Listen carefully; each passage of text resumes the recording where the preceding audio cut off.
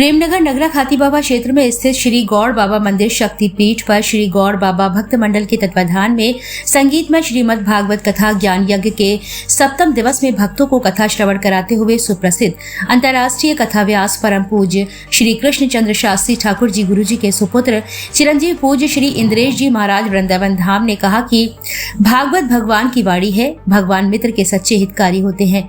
मित्रता करो तो भगवान श्री कृष्ण और सुदामा जैसी करो। सच्चा मित्र वही है जो अपने मित्र की परेशानी को समझे और बिना बताए ही मदद कर दे। परंतु आजकल स्वार्थ की मित्रता रह गई है। जब तक स्वार्थ सिद्ध नहीं होता है तब तक मित्रता रहती है। जब स्वार्थ पूरा हो जाता है मित्रता खत्म हो जाती है। और कथा में होली महोत्सव के दौरान भजनों पर पंडाल में उपस्थित श्रद्धालुओं ने जमकर नृत्य किया। कथा सुनने के लिए बड़ी संख्या में श्रद्धालु उपस्थित रहे। सर्वप्रथम भागवत पुराण एवं कलश पूजन अर्चन मुख्य परीक्षित श्रीमती अनीता, श्री प्रदीप जिझौतिया, मुख्य यजमान कुमारी हिमानी, कुमारी प्रिया व मुख्य व्यवस्थापक प्रमुख पंडित नितिन चतुर्वेदी जी महाराज ने किया। इस अवसर पर मुख्य रूप से श्रीमती शांति सत्यप्रकाश शर्मा माता जी, पंडित अनिल सुडेले, पंडित मैथिली शरण मुदगिल, इंजीनियर शशिकांत द्विवेदी, पंडित फूलचंद द्विवेदी, राम आश्रय गुप्ता, AK सोनी, राम बाबू नन्ना, राकेश सेन, सभासद नरेंद्र किशोर नीलू, पंडित पुष्पेंद्र दुबे जी महाराज, पंडित आदेश चतुर्वेदी, VK उपाध्याय, ब्रजेंद्र श्रीवास्तव, गणेश खड़े, राम कुमार ज्ञानी, आलोक शास्त्री, प्रवीर शास्त्री, हरिओम शास्त्री, हृदय चतुर्वेदी, रानू महाराज, ऋतिक चतुर्वेदी, राम सेवक, सुमित महाराज सहित आदि भक्तगण उपस्थित रहे। संचालन पंडित सियाराम शरण चतुर्वेदी गुरुजी मुख्य संचालन ने किया। अंत में आभार आचार्य विनोद चतुर्वेदी जी महाराज मुख्य संयोजक ने व्यक्त किया।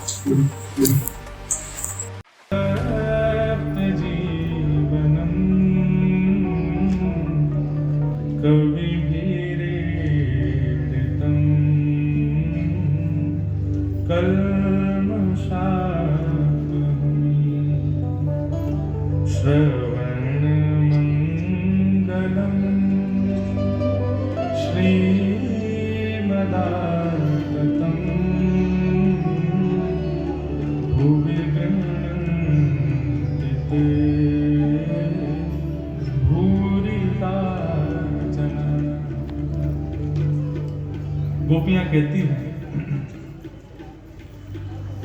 हे कन्हैया, हमारी दृष्टि में सबसे बड़ा दानी तो आपकी कथा गाने वाले कथा वक्ता हैं। आप कहेंगे ठाकुर जी वृंदावन छोड़ के चले गए, तो गोपियां कहती हैं हमारा जीवन तो इन कथाकारों ने बर्बाद किया।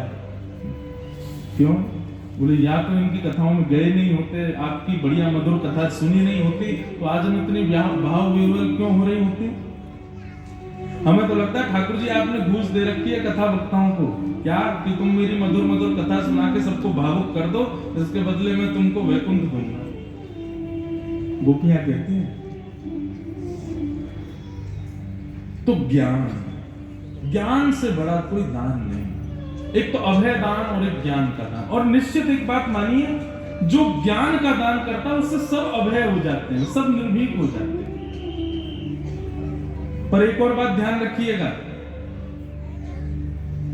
जबरदस्ती कहीं भी ज्ञान मत देने लग जाना। जहां जरूरत नहीं है, जहां किसी को आवश्यकता नहीं है, वहां ज्ञान नहीं दीजिएगा, क्योंकि उसका भी फिर एक साइड इफेक्ट है। और साइड इफेक्ट नहीं है, बहुत ही बड़ा इफेक्ट है। आप लोग महाकवि कालिदास को जानते हैं? कालिदास का नाम सुना है ना सबने, बड़े अच्छे कवि थे कालिदास। उन्होंने एक बार एक ग्रंथ लिखा, बहुत ध्यान से सुनना, बहुत अच्छी कथा है। कालिदास का अंत कैसे हुआ? कालिदास ने एक ग्रंथ लिखा और उस ग्रंथ में वे शक्ति के उपासक थे, देवी की उपासना करते थे। तो उनकी दृष्टि में तो शक्ति परब्रह्म है, और उस नाते से उन्होंने क्या किया, शक्ति के मतलब देवी के नेत्रों का, नासिका का, होठ का, कान का, ग्रीवा का, हाथों का, चरणों का, सबका वर्णन कर दिया। शक्ति कुछ भी हो, है तो नारी रूपा, उसका सम्मान होना चाहिए। एक एक अंग का वर्णन ये उचित तो नहीं। जब सर्वांगीण अंग का वर्णन किया और उन्होंने उस पुस्तक को प्रकाशित किया तो लोगों ने बड़ी निंदा की। बोले कि आपने शक्ति के रूप का वर्णन किया, सर्वांगीण अंग का वर्णन किया। और उसकी वजह से क्या हुआ, उनको एक बीमारी हो गई त्वचा की एक बीमारी हो गई, उसी कारण से हुई। तो जिस राजा की नगरी में वो रहते थे, राजा ने थे तो वो राजा के गुरु, लेकिन राजा ने कहा मैं प्रजा का सेवक हूं, इसलिए मुझे ये निर्णय लेना पड़ेगा, गुरुदेव आप ये नगर छोड़ के चले जाओ। तो कालिदास ने किसी को ज्यादा प्रत्युत्तर नहीं दिया, नगर छोड़ के चले गए, दूसरे नगर में रहने लगे। कुछ वर्ष जब बीत गए तो राजा बोला कालिदास को यदि खोजना है तो एक उपाय है। क्या? उन्होंने एक श्लोक लिखा और बोले मैं आधा लिखूंगा, जो इसको पूर्ण करेगा उसको मैं 500 सोने की मोहर दूंगा, क्योंकि वो जानते थे इसको पूर्ण केवल कालिदास कर सकता और कोई नहीं। श्लोक क्या था? कमले कमलोत्पत्ति श्रूयते न तु दृश्यते। कमल से कमल उत्पन्न होना ये केवल सुना जाता है, कभी देखा नहीं गया। इसको सिद्ध करके दिखाओ कि कमल से कमल उत्पन्न कैसे होता है। और ये श्लोक लिख करके जगह जगह जैसे ये बोर्ड लगे हैं, ऐसे जगह जगह होर्डिंग लगवा दी है, बोले कि इसको पूर्ण करने वाले को राजा 500 सोने की मोहर देंगे। तो पास के नगर की एक वैश्या थी, उसने कहा कि 500 सोने की मोहर यदि मिल जाएंगी तो मैं व्यभिचार छोड़ दूंगी। उसने वो श्लोक अपने भवन के बाहर लिख दिया। एक दिन कालिदास कथा का समापन है, क्या रहा पूरे सप्ताह?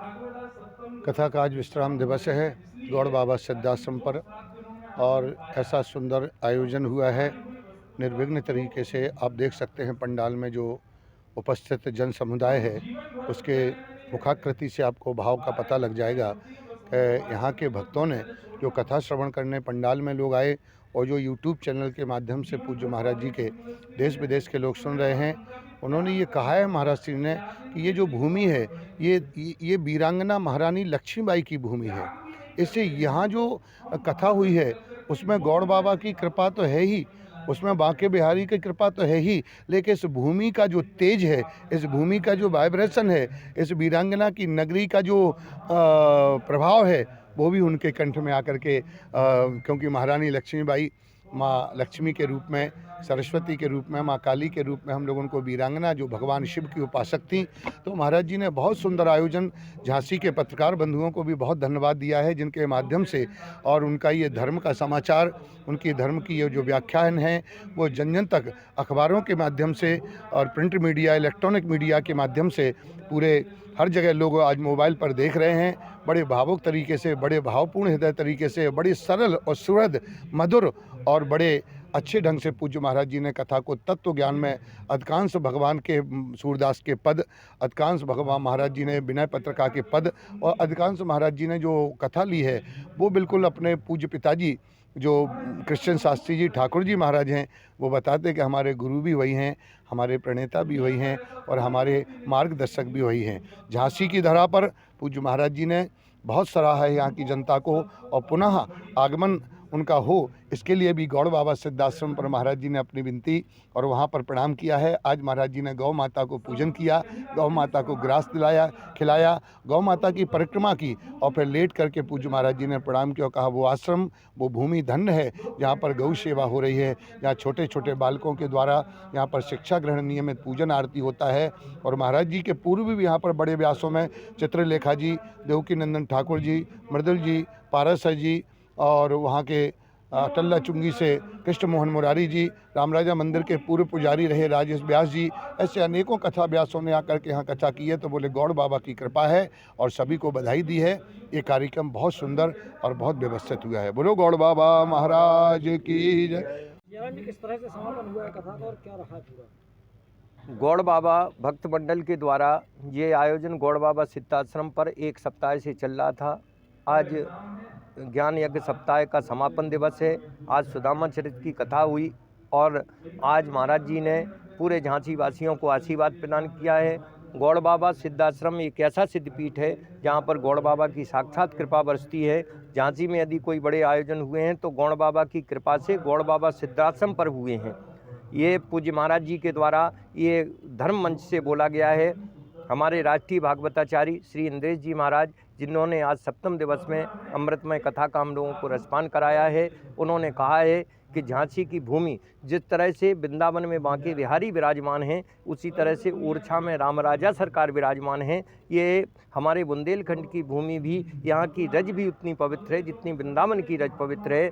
तो यहाँ के लोग बहुत भाग्यशाली हैं जिन्होंने अमृतमय कथा का स्मरण किया है। हमारा तो वही भाव रहता है कि इस कार्यक्रम में सर्व कल्याण हो, इस भावना के साथ सभी का कल्याण हो, यही मंगल कामना के साथ ऐसे आयोजन होते हैं। हमारे मुख्य संयोजक आचार्य विनोद चतुर्वेदी जी महाराज, जिनके द्वारा ये आयोजन यहाँ पर किया गया है, मैं कार्यक्रम का मुख्य संचालक रहा। और हमारे आज जो हमारे साथ में हैं पुष्पेन जी महाराज जो भागवताचारी हैं, हमारे और अन्य सभी भक्तों को मैं बहुत बहुत साधुवाद करता हूं कि आप सबका कल्याण हो आज समापन वेला पर। और देखिए कल यहाँ पर 4 बजे से प्रातःकालीन वेला में हवन यज्ञ होगा, 4 बजे से कन्या भोज और भंडारे का आयोजन होगा। तो उसमें सभी कल्याण की कामना की जाएगी और कार्यक्रम की पूर्णाहुति होगी। बोलिए गौड़ बाबा महाराज की जय।